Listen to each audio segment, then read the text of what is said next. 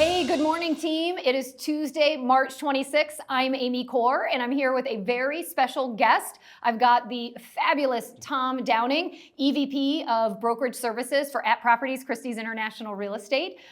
We've got a really interesting, great, I think important topic to be sharing with agents today. So let's jump into it, Tom, right? Let's make sure everybody's got their coffee at home, and let's jump into the next episode of Coffee with Amy and Kevin, or Amy and Tom.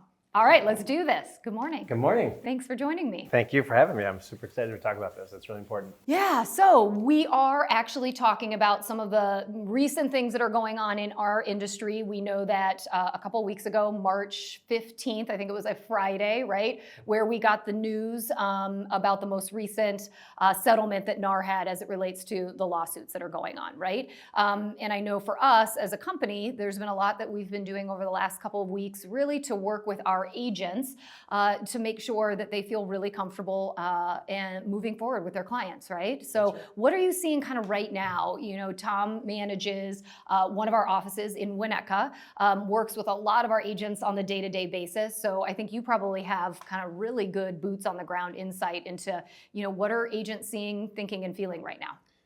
That's a great question. I think overall, there's a little bit of confusion. I think the biggest concern most agents have right now isn't so much with the changes, although we have a lot to get through and we have a lot to learn as we're going through it. It's more how are we dealing with our customers? Because the customers are seeing headlines out there that are absolutely misleading. Some of them are downright not truthful. And so as agents, we have to go back and start talking to the clients ourselves. And we just need to be armed in how to approach that process. Right, right. And, you know, I think it is interesting because, you know, I think in the media, headlines are so important, right? And, you know, we were talking a couple weeks ago about the Kate Middleton mystery, right? And if you're looking at headlines like that, who knows what's happening in that story? But I think kind of the same can be true as it relates to real estate. And I think to your point, as agents, we really need to make sure we're meeting our clients where they're at and making sure that they are well informed, right? Absolutely. And I think it takes it even further because we've got really reliable news sources out there that are actually misinformed about what's happening. Things like the fact that 6% listing fees are going away.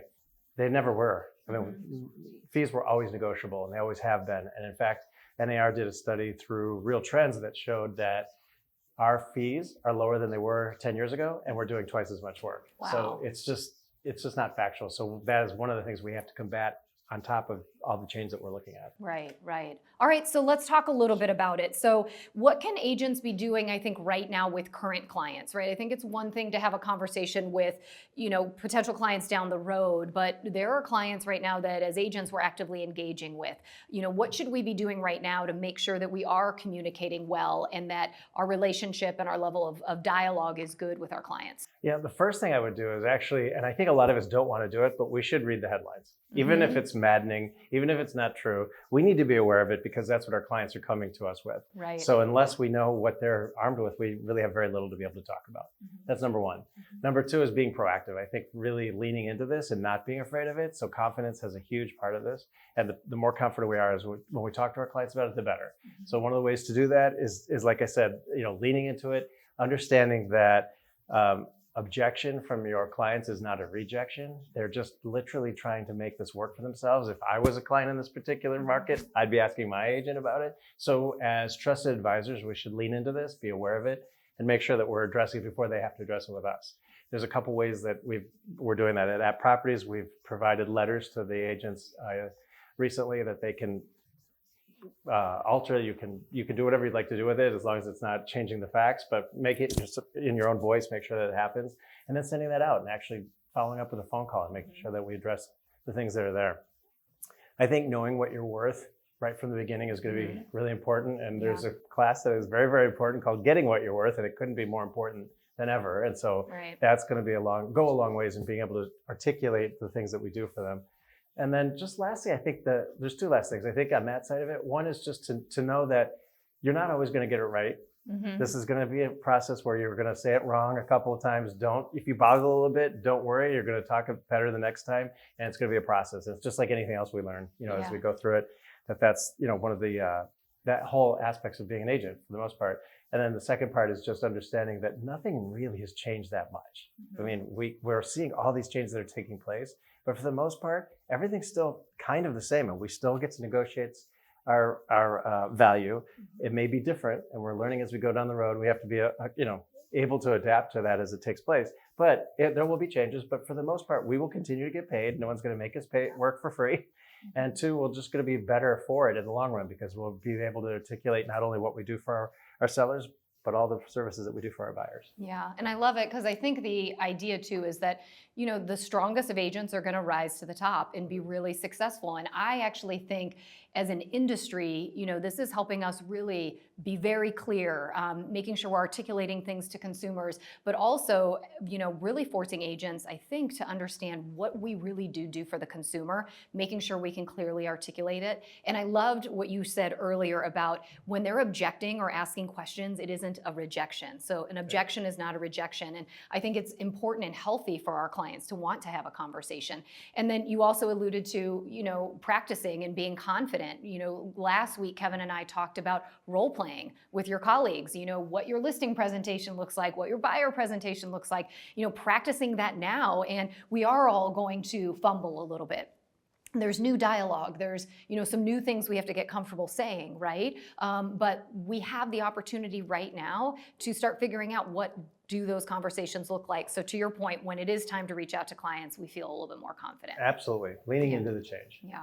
So, okay, so that is current clients, right? So how we, I think, proactively, which I love, go after those conversations and make sure we take the step first instead of them calling us, right? We want to make sure we're really comfortable with that. But let's also talk about what else can agents be doing right now, to be getting ready, as, we're talking about in July, some changes happening with, how we're doing business, but really we can start doing things right now. Absolutely. So what are you recommending to your agents so that they are getting comfortable and also taking advantage or finding opportunity with this change to maybe get more clients, get buyers, get listings, because they're really comfortable? Absolutely. And I think, just like you said, leaning into this and making sure that we're looking at this as something that's positive, proactive, and that we're feeling comfortable and confident doing it is going to have a huge effect on this whole thing. There will be more as we go down the road, for sure. But things we can do right now and just getting ourselves comfortable and building that confidence is doing the things we do have control over. Mm-hmm. Like one of those is the buyer presentation. Mm-hmm. And I loved buyer presentations when I was an agent. That's why I helped teach that class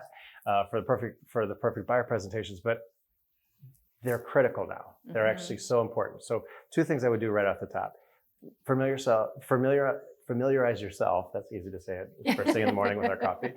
First thing I would do is really just get up to speed on the buyer broker agreement, make sure you understand it, read it, go through it, because I've heard that it's a little bit long, but it's not quite as long as a listing presentation. Right. And we were able to get through it. Yeah. Right. So just making sure that we go through those 3 or 4 pages, understand each of the elements and how they work, and then being able to go out and articulate that and feel comfortable with it.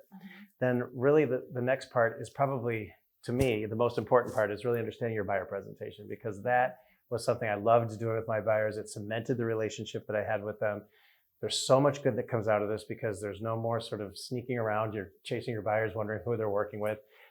The good news is we're all going to have buyer broker agreements. The other good news is we know they're working together with us. We have an agreement. Yeah. That alleviates a lot of the worried about procuring costs or anything that's happening there. But with the with the buyer presentation, now you can develop something that feels comfortable with you, is alleviating client fears as you go through it. Like one of the things that's really big according to the NAR is FOMO. So they're afraid that they're not going to find a house because they're not working with an agent. So they will work with a buyer's agent for that very reason. Understand that as you're going through. That's just one element, but just understand that as you go through it and make sure that works. And then the last thing I'd say about that is practice in the mirror, find a partner, find a colleague, and actually, practice, make sure it works for you. Yeah. I mean, in many ways, I think for us as agents, back to your point, it's kind of forcing us to really up our game with buyers. And I think it's, right now, conversations as of July 1, I believe, is the buyer brokerage agreement is going to be considered mandatory. Is that right? Mid-July. Yes, mid-July. And so the idea is that that's really going to force the conversation to happen at some point. So start it right now, right? Absolutely. So I love that. And then again, articulating your value, just really understanding what you're offering and laying it all out there before you get a buyer in the car, aren't sure if they're really invested in you, right? You're kind of doing all of that up front. Kind of like what we do for sellers and listing presentations. So I think in so many ways it's going to end up making our professionalism when it's working with buyers just that much stronger.